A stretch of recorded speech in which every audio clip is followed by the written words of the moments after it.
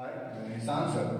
आज हम लोग पढ़ेंगे तत्व और उनकी रासायनिक अभिक्रियाओं के बारे में। और ये जो क्लास होगा ये 9 और 10 दोनों के लिए होगा, क्योंकि ये बेसिक क्लास होगा। इसमें हम लोग देखेंगे कि तत्व, चूंकि क्लास 10 तक 20 तत्वों के बारे में हम लोगों को जानना है, तो आज हम लोग देखेंगे 20 तत्व, जिसमें हाइड्रोजन, हीलियम, लिथियम ये सारे होंगे, और साथ ही उनकी परमाणु संख्या। तो ये जो आपके सामने दिखाई दे रहा है ये तत्व है, इसका प्रतीक है, और ये परमाणु संख्या है। तो ये जो सारा चीज है आपको किताब में भी उपलब्ध हो जाएगा, आप इसे लिख करके याद भी कर सकते हैं। इस आधार पर आगे तत्व अभिक्रिया करता है, जिसके बारे में हम लोग विस्तार से पढ़ेंगे। सबसे पहले हम देखते हैं, जैसे हाइड्रोजन है, हाइड्रोजन का प्रतीक H होता है और परमाणु संख्या 1 है। हीलियम 2, लिथियम 3, बेरिलियम 4, ये तत्व है, ये परमाणु संख्या है और इसका प्रतीक है। हम लोगों के पास 20 तत्व तक यहाँ पे लिखा हुआ है।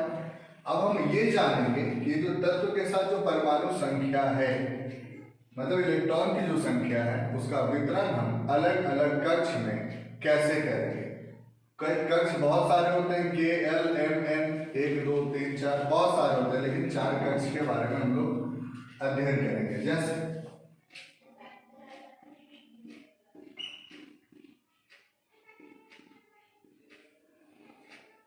किसी को 1, 2, 3, 4 भी लिखा जा सकता है।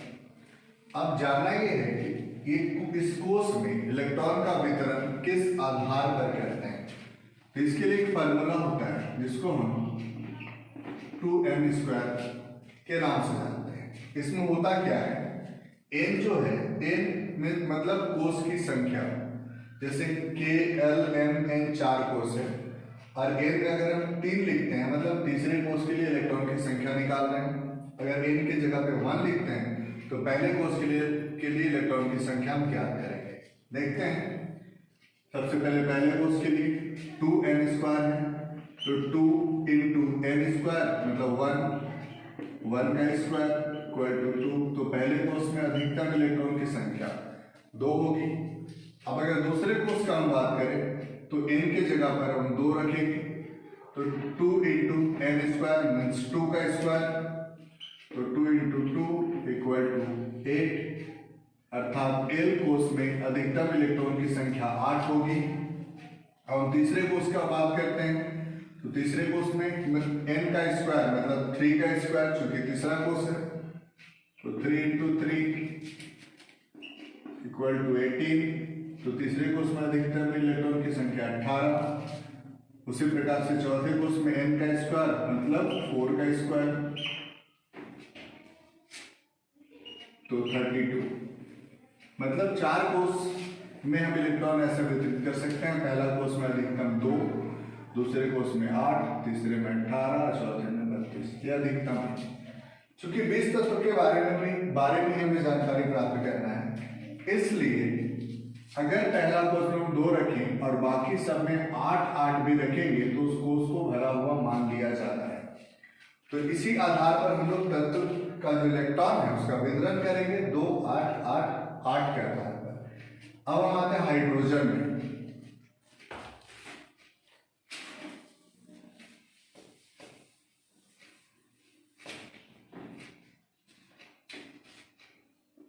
K, L, M, N। चूंकि हाइड्रोजन में परमाणु संख्या कुल 1 है और पहले कोष में हम 2 रख सकते हैं, लेकिन हमारे पास 1 है तो पहले कोष में हम केवल 1 इलेक्ट्रॉन ही रखेंगे। दूसरा नंबर पे हीलियम का इलेक्ट्रॉन का संख्या 2 है, पहला कोष में 2 रख सकते हैं, तो यहाँ पर 2 इलेक्ट्रॉन रखा जाएगा। फिर हम आते हैं तीसरे में, लिथियम में 3 है, पहला में 2 रख सकते हैं, तो 2 हमारे पास बच रहा है 1, तो L कोष के लिए अब 1 होगा। बेरिलियम 4 है, तो 2 बच रहा था, यहाँ पे 2। बोरोन 5, तो 2 और 3, 6 है तो 2 और 4, 7 है तो 2 और 5, 8 है तो 2 और 6, 2, 7, 2, 8। अब यहां से ध्यान देने योग्य बात है, चूंकि दूसरे कोष में अधिकतम 8 इलेक्ट्रॉन हम रख सकते थे, इसीलिए यहां से यहां तक दूसरे कोष के लिए 1 2 3 4 5 6 7 8 इलेक्ट्रॉन हम लोग रख चुके हैं। अब आता है आपका सोडियम, जिसका परमाणु संख्या है 11। पहले कोष में 2 रखेंगे, हमारे पास अब भी 9 बच रहा है, तो दूसरे कोष में 8 रखा जाएगा, क्योंकि 8 का ही कैपेसिटी है कोष में, तो 8 और 2 10, टोटल 11 था, अब 1 बचा, तो तीसरे कोष में 1 चला जाएगा। उसी प्रकार से मैग्नीशियम है तो 2 8 2, एल्युमिनियम है तो 2 8 3, 2 8 4, 2 8 5 और 2 8 6। इस प्रकार से इलेक्ट्रॉन का वितरण हम लोग करते हैं। अब हम जानेंगे कि संयोजकता किसे कहते हैं, संयोजकता कैसे निकाला जाता है। देखते हैं, इस चीज को ऐसे समझेंगे, कोई भी तत्व अभिक्रिया इसलिए करता है ताकि वो अपने बाहरी कोष को पूरी तरह से भर सके।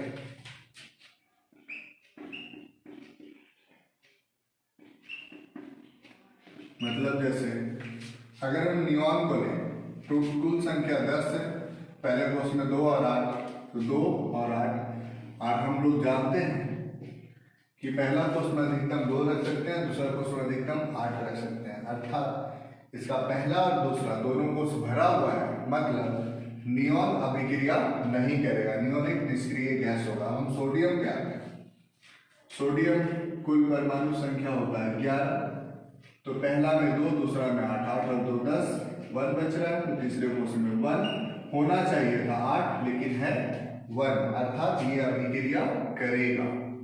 फिर हम मैग्नीशियम में आते हैं, 2 8 और 2 8 2 होना चाहिए था 8, लेकिन है 2, अर्थात ये भी अभिक्रिया करेगा।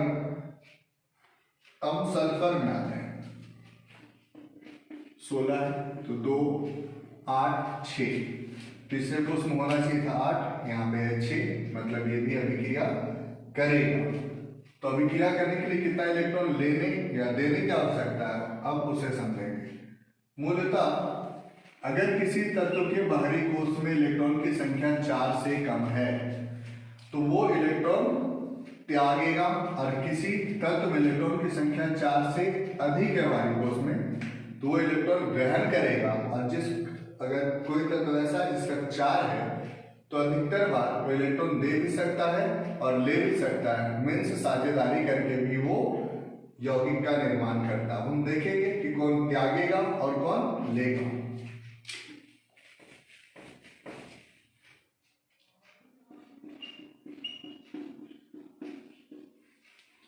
जैसे यहां पर हाइड्रोजन का 1 है, लिख देते हैं संयोजकता,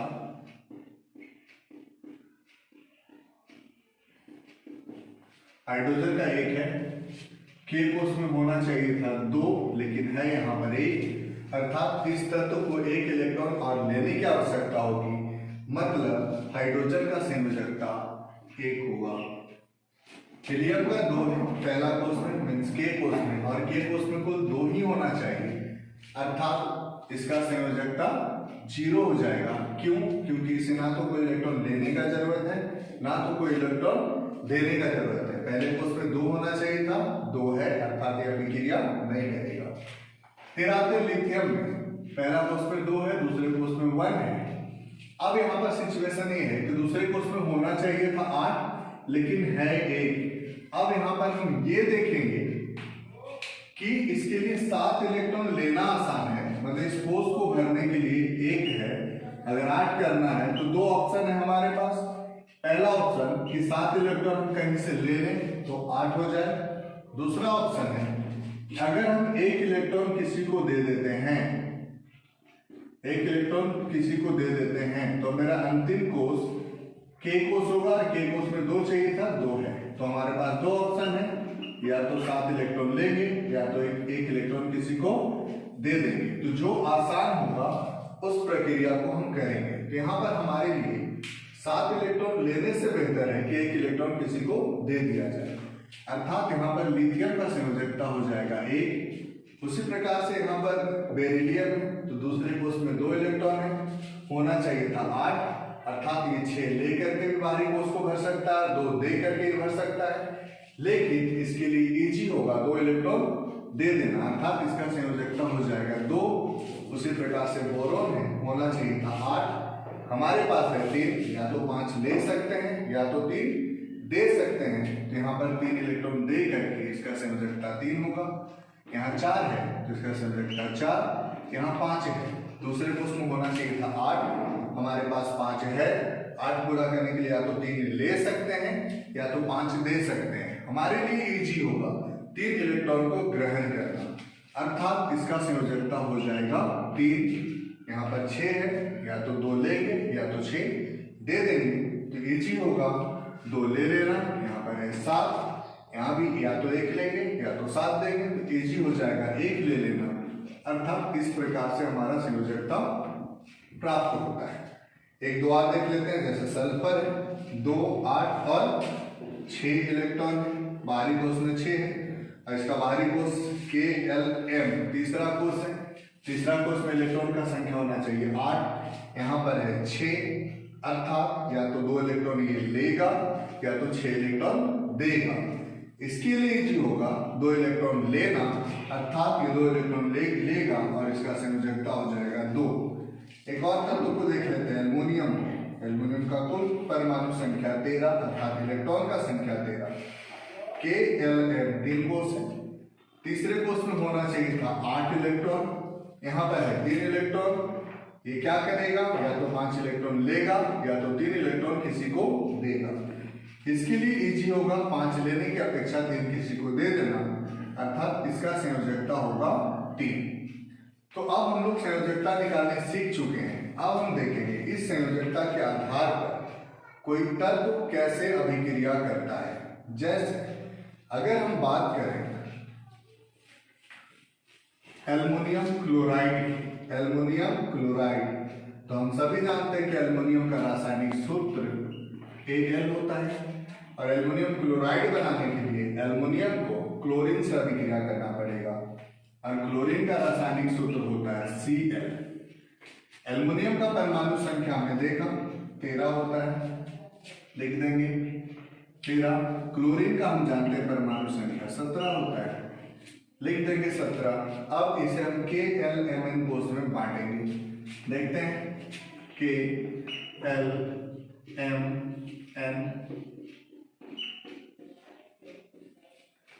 पहला कोष में 2 इलेक्ट्रॉन, कुल हमारे पास 13 है, बाकी 11 बच रहा है, तो दूसरे में 8 होगा, 8 और 2 10 हो गया। अब 3 बच रहा है, तो तीसरे कोष में यहाँ पर 3 इलेक्ट्रॉन लिखेंगे। उसी प्रकार से क्लोरीन में पहले में 2, फिर 8, 8 और 2 10, 7 बचा, तो तीसरे में 7 लिखेंगे। अब हम ये देखेंगे कि इसका संयोजकता क्या है और इसका संयोजकता क्या है। तो एल्युमिनियम है, बाहरी कोष में 3 है और तीसरे कोष में होना चाहिए था 8, अर्थात या तो 5 लेगा या तो 3 लेगा, और इसके लिए इजी है 3 दे देना, अर्थात इसका संयोजकता हुआ 3। क्लोरीन है, बाहरी कोष में 7 है, होना चाहिए था 8, इसके लिए इजी होगा 1 इलेक्ट्रॉन ले लेना, अर्थात इसका संयोजकता हो जाएगा 1। अब इसको हम क्रॉस मल्टीप्लाई कराते हैं, तो Al 1 से गुना होगा, अर्थात Al, और Cl 3 से गुना होगा, अर्थात Cl3। तो ये आपका सूत्र बन गया एल्युमिनियम क्लोराइड का। अब इसी प्रकार हम देखते हैं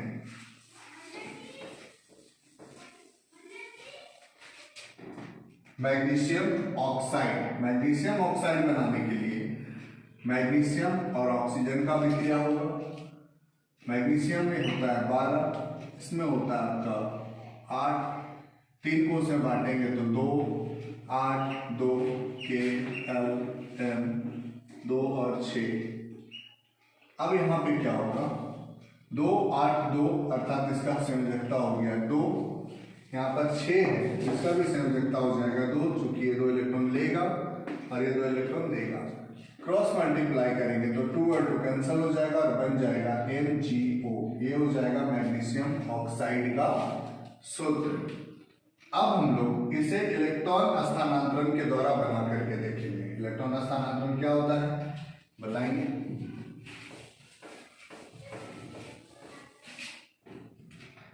जैसे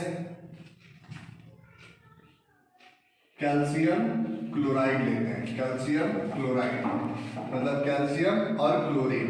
कैल्शियम का परमाणु संख्या 20, क्लोरीन का परमाणु संख्या 17, तो 2 8 8 और 2 KLMN 2 8 7 KLM। अब हम देखेंगे बाहरी कोष में 2 है, 8 पूरा करने के लिए या तो 6 लेगा या तो 2 देगा, अर्थात ये 2 देगा, इसका संयोजकता 2 होगा। यहाँ पर क्लोरीन है, बाहरी कोष में 7 है। अब हम इसे इलेक्ट्रॉन स्थानांतरण द्वारा बनाएंगे, तो Ca लिखते हैं, इसमें बाहरी कोष में है 2 इलेक्ट्रॉन, तो इसको 2 इलेक्ट्रॉन को हम क्रॉस के माध्यम से दिखाते हैं। क्लोरीन है, लिखते हैं, क्लोरीन में बाहरी कोष में 7 इलेक्ट्रॉन, इसको 1 2 3 4 5 6 7 बिंदु के माध्यम से दिखाते हैं। ध्यान देने योग्य बात यहाँ पर यह है कि क्लोरीन के पास 7 है, इसे 1 इलेक्ट्रॉन की आवश्यकता है, तो कैल्शियम इसे अपना 1 इलेक्ट्रॉन दे देगा, अर्थात ये क्लोरीन का बाहरी कोष में 8 हो गया। अभी भी कैल्शियम के पास 1 इलेक्ट्रॉन बचा हुआ है, तो ये 1 इलेक्ट्रॉन एक और क्लोरीन को देगा, तो यहाँ पर एक और क्लोरीन लिखना होगा, 1 2 3 4 5 6 7, और ये अपना दूसरा इलेक्ट्रॉन दूसरे क्लोरीन को दे देगा। अब हम यहाँ पर देखेंगे किस तत्व की संख्या कितनी है, तो कैल्शियम की संख्या 1 है और क्लोरीन की संख्या 2 है, तो ये हो गया आपका कैल्शियम क्लोराइड CaCl2 CaCl2। अब यहाँ ध्यान देना है, इलेक्ट्रॉन कौन दे रहा है और कौन ले रहा है। इलेक्ट्रॉन देने वाला तत्व है कैल्शियम, अर्थात जो दे रहा है वो उस पर प्लस चार्ज होगा, और जो ले रहा है उस पर माइनस चार्ज होगा, अर्थात ये धन आयन बनाएगा और ये ऋण आयन बनाएगा। इसी प्रकार से एक और उदाहरण हम देखेंगे।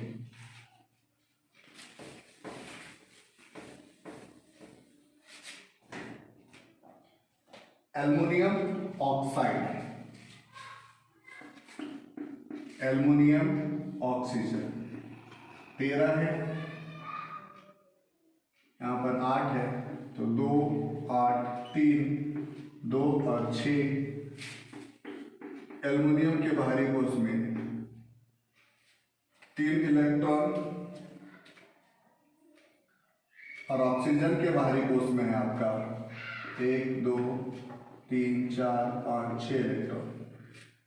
इसे 2 इलेक्ट्रॉन की आवश्यकता होगी, 1 इलेक्ट्रॉन 2 इलेक्ट्रॉन। अब इसके पास 1 इलेक्ट्रॉन है, अगर हम यहाँ पे एक ऑक्सीजन लेते हैं तो उसे भी 2 इलेक्ट्रॉन की आवश्यकता होगी, लेकिन इसके पास एक ही इलेक्ट्रॉन है, अर्थात यहाँ पर एक और एल्युमिनियम का इस्तेमाल हम करेंगे, जैसे Al 1 2 3। अब एक और ऑक्सीजन लेते हैं, एक और ऑक्सीजन लेंगे तो 1 2 3 4 5 6, इसे भी 2 इलेक्ट्रॉन की आवश्यकता, तो 1 इलेक्ट्रॉन यहां से आएगा और 1 इलेक्ट्रॉन यहां से आएगा। अब भी एल्युमिनियम के पास 2 इलेक्ट्रॉन बच रहा है, तो अब एक और इलेक्ट्रॉन हम लेंगे,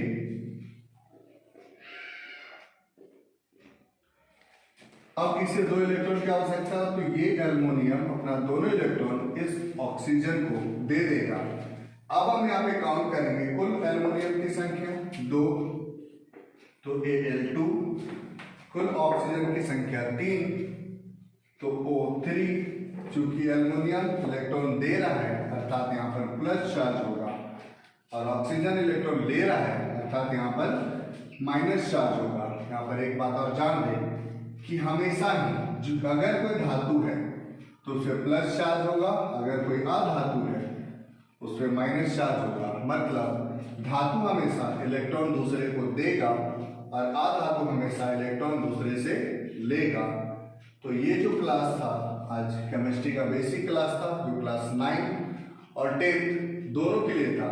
अगर इस वीडियो को अच्छे से देखा जाए, इसे अच्छे से समझा जाए, तो 9th और 10th क्लास में केमिस्ट्री में किसी प्रकार का कोई दिक्कत नहीं होगा। आज के लिए बस इतना ही, फिर मिलेंगे अगले क्लास में।